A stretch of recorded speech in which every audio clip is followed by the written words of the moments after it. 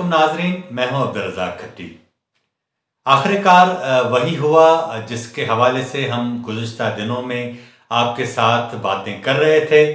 Deputy chairman senate Saleem Mandviwala के खिलाफ नैब ने जाली अकाउंट केस में आज रेफरेंस दायर करने का फैसला कर लिया है।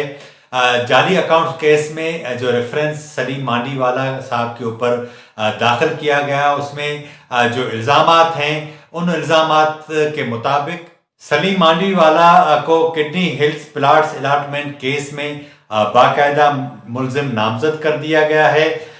उन पर जो है वो सरकारी प्लाट्स अब्दुल गनी मजीद को बेचने में एजाज हारून की सहूलतकारी का इल्ज़ाम लगाया गया है।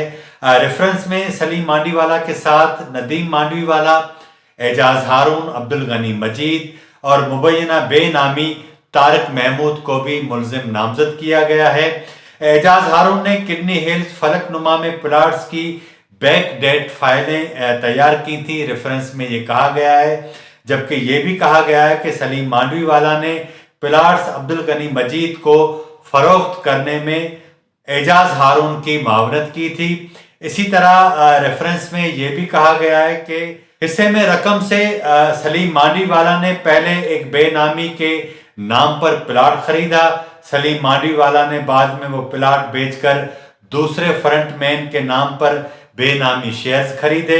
रेफरेंस में यह भी कहा गया है कि किडनी हिल्स प्लाट्स की फरोख्त के बदले में रकम आई ही जाली अकाउंट से थी।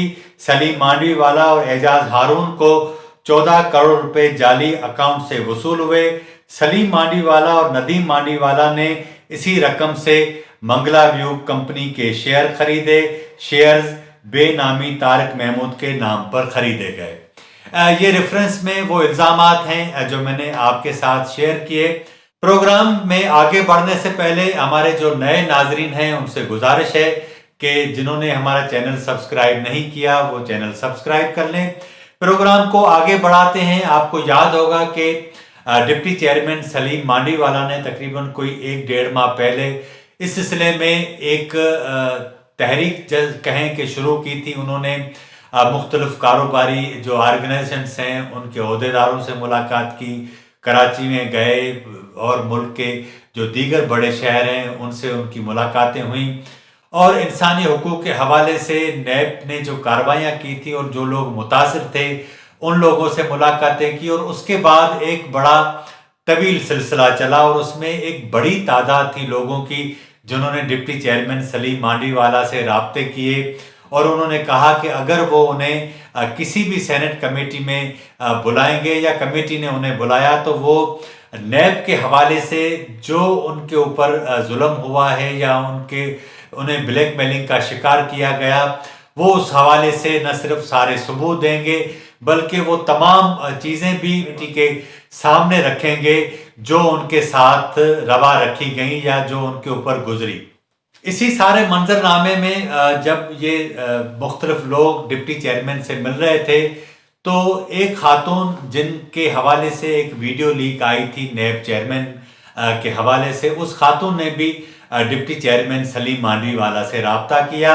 इस सिलसिले में ज़राए ने हमें ये बताया कि उस खातून ने कहा कि आप मुझे किसी भी कमेटी के अंदर बुलाएं, मैं सारा बयान देने के लिए तैयार हूँ कि उस खातून का कहना था कि मुझे किस तरह ब्लैकमेल किया गया। लेकिन सलीम मांडवीवाला साहब ये फैसला नहीं कर सके कि उस खातून को बुलाया जाए या नहीं बुलाया जाए। अगर बुलाया जाए तो मीडिया वहां मौजूद हो न हो, बहरहाल ये मामला वहीं रह गया। उसके बाद ब्रिगेडियर रिटायर्ड असद मुनीर, जिन्होंने आपको याद होगा कि उन्होंने नैब के रवैये के बायस खुदकुशी कर ली थी और उन्होंने खुदकुशी करने से पहले एक खत लिखा था चीफ जस्टिस ऑफ पाकिस्तान को और उस खत में उन्होंने चीफ जस्टिस को ये दरख्वास्त की थी कि मेरे साथ जो नैब ने रवैया रवा रखा है, मैं तो अपनी ज़िंदगी दे रहा हूँ, लेकिन अगर आप इस पर अज़ खुद नोटिस लें और उनको बुलाएं और उनसे पूछें और उन लोगों को भी बुलाएं जिनको नैब के लोगों ने तंग किया हुआ है और जिसकी वजह से उनकी परेशानियों में इजाफा हुआ। और एक ऐसी सूरत हाल भी आ पहुंची कि मुझे यानी ब्रिगेडियर असद मुनीर को खुदकुशी करनी पड़ी, लेकिन उनके इस खत का कुछ भी नहीं हुआ ان کے خاندان نے بھی ڈپٹی چیئرمین سینٹ سے رابطہ کیا اور پھر ایک بڑی تعداد نے ڈپٹی چیئرمین سینٹ سے رابطہ کیا۔ اس کے بعد ڈپٹی چیئرمین سینٹ کی کوششوں سے سینٹ کا اجلاس جو ہے بلایا گیا اور اس میں اس سارے معاملے پر بحث ہوتی رہی اپوزیشن کی، کیونکہ اس وقت سینٹ میں اکثریت ہے۔ اگر نیب چیئرمین کے حوالے سے کوئی قرارداد جو ہے وہ پیش کی جاتی ہے تو اس کے پاس ہونے کے بہت سارے امکانات موجود ہیں۔ اسی حوالے سے ڈپٹی چیئرمین نے جب یہ ساری کوششیں شروع کی تو اس دوران چیئرمین سینٹ نے بھی کوششیں شروع کی کہ ڈپٹی چیئرمین سینٹ کو جو ہے وہ راضی کیا جائے، قائل کیا جائے کہ انسانی حقوق کے حوالے سے یا ملک کے اندر جو کاروباری برادری کے ساتھ نیب کا جو رویہ ہے اس حوالے سے جو ان کی آرگیومنٹ ہے یا ان کی جو کیوریز ہیں وہ واپس لیں، باقی ان کے معاملات کو ہم دیکھ لیں گے۔ آج بھی ڈپٹی چیئرمین کی چیئرمین سینٹ سے ملاقات ہوئی تھی، اس میں بھی یہی بات سامنے رکھی گئی، کل بھی ملاقات ہوئی تھی لیکن ایسا نہیں ہوا۔ ہمیں ذرائع نے یہ بتایا ہے کہ ڈپٹی چیئرمین نے جب اس سارے معاملے سے انکار کر دیا اور چیئرمین سینٹ کو کہا کہ میں اپنی بات سے پیچھے نہیں ہٹوں گا تو ان کے خلاف ریفرنس دائر کر دیا گیا۔ اس ریفرنس دائر ہونے کے بعد میری بات ہوئی سلیم مانڈوی والا صاحب سے۔ انہوں نے کہا کہ میں نے تو ان کو کہا تھا چاہے سینٹ میں کھڑے ہو کر نیب کو کہ آپ کو اگر ریفرنس داخل کرنا ہے تو کریں، اور اب انہوں نے کہا کہ اگر مجھے گرفتار کرنا ہے تو کر لیں، لیکن جمعے کے روز سینٹ کے اندر میں یہ بات ضرور کروں گا۔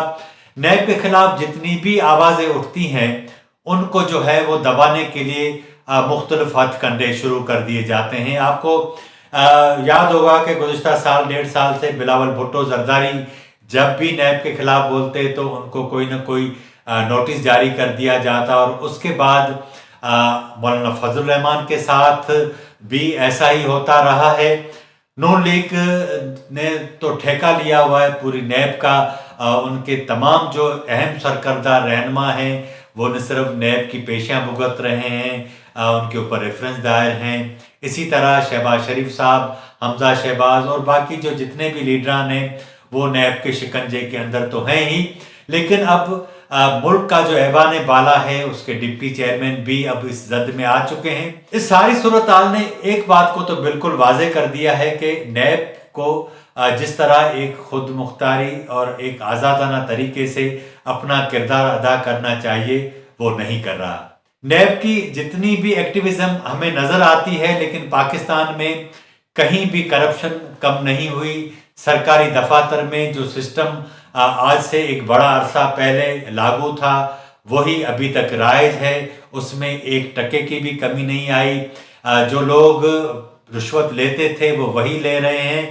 ہاں یہ ضرور ہوا ہے کہ اب وہ کہتے ہیں کہ مہنگائی میں اضافہ ہو گیا ہے اس لیے جو رشوت کے پیسے ہیں وہ بڑھا دیے جائیں، نیب کا جو بتہ ہے اس میں اضافہ ہو گیا ہے اس لیے اس کے پیسے بڑھا دیے جائیں۔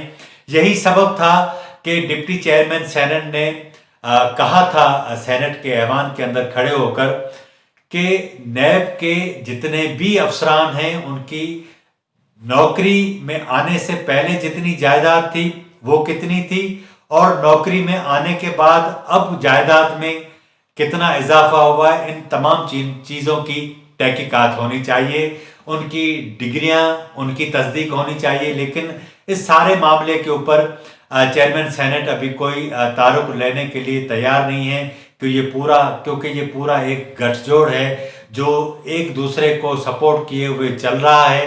پاکستان میں ایوان بالا وفاق کی علامت ہوتا ہے، لیکن حیرانگی کی بات یہ ہے کہ موجودہ چیئرمین سینٹ نے جو سابق چیئرمین سینٹ میاں رضا ربانی تھے انہوں نے 2 بڑے اہم کام کیے تھے۔ ایک تو انہوں نے پارلیمنٹ ہاؤس کی عمارت کے اندر دستور گلی بنائی تھی جس میں پاکستان کی سیاسی تاریخ ساری اس میں تصاویر کے ساتھ مختلف اخبارات کی جو کٹنگز ہیں ان کے ساتھ دکھائی گئی تھی۔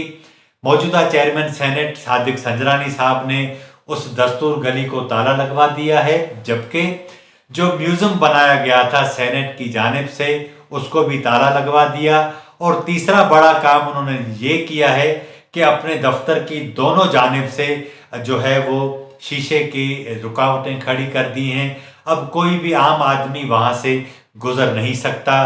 तो जाहिर है जिनके मेहरबानियों से वो आए हैं और ये पाकिस्तान की तारीख के वाहिद ऐसे चेयरमैन सेनेट हैं जिनके खिलाफ जब तहरीक अदम एतमाद नाकाम हुई तो उन्होंने आर्मी चीफ को शुक्रिया अदाई के लिए फ़ोन किया और फ़ोन उनके कानों पर था और वो तस्वीर खिंचवाई और वो मीडिया को जारी की। आप उनकी लेवल का अंदाज़ा लगा सकते हैं। पाकिस्तान के ऐवान बाला के जो कस्टोडियन हैं उनका और डिप्टी चेयरमैन जो उनके नायब भी हैं, अब उनके दरमियान ये मामला जो है वो अटक गया है। देखते हैं कहाँ पहुँचता है। आज के प्रोग्राम में इतना ही। अगर आपको हमारा प्रोग्राम अच्छा लगा हो तो इसे ज़रूर सब्सक्राइब करें, लाइक करें, शेयर करें और अपनी राय का इजहार ज़रूर करें ताकि आने वाले दिनों में हम अपने इस प्रोग्राम को मज़ीद बेहतर बना सकें। मुझे इजाज़त दीजिए। अल्लाह हाफ़िज़।